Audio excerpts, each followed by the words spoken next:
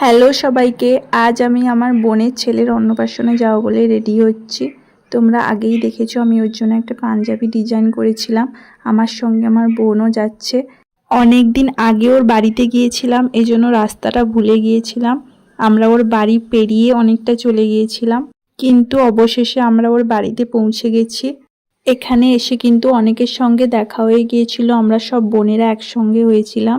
এই দেখো রিতম, ওকে কিন্তু ভারী জামা পরানো হয়নি এত গরমের জন্য। এমনকি ওকে সাজানোর জন্য যে ফুলগুলো আনা হয়েছিল ওগুলো দিয়ে ওকে সাজানো হয়নি। এই দেখো রিতমের মা, এ হলো আমার বড় দিদি। আর এই পুচকিটা নিজের উপহারগুলো কাউকে দিতেই চাইছে না। আর এদের বাড়িতে গোবিন্দ আর কালাচাঁদ ঠাকুর আনা হয়েছিল। তারপর আমরা কিছু ছবি তুলে খেতে বসে পড়েছিলাম। তোমরা জানোই ঠাকুর প্রসাদে কী কী রান্না করা হয়।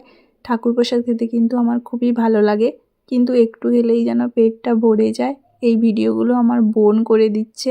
অনেক দিন পরে আমরা সবাই একসঙ্গে হয়েছিলাম, এজন্য অনেক গল্পগুজব করেছি, অনেক আনন্দ করেছি এখানে এসে।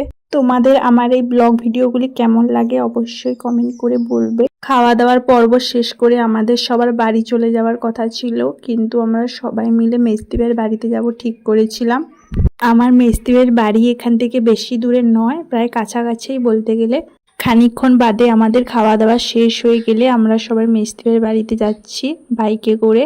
এইভাবে সবাই মিলে একসঙ্গে যেতে কিন্তু বেশ ভালোই লাগছিল। খানিকক্ষণ বাদেই কিন্তু আমরা মেজদিদের বাড়িতে চলে গিয়েছিলাম।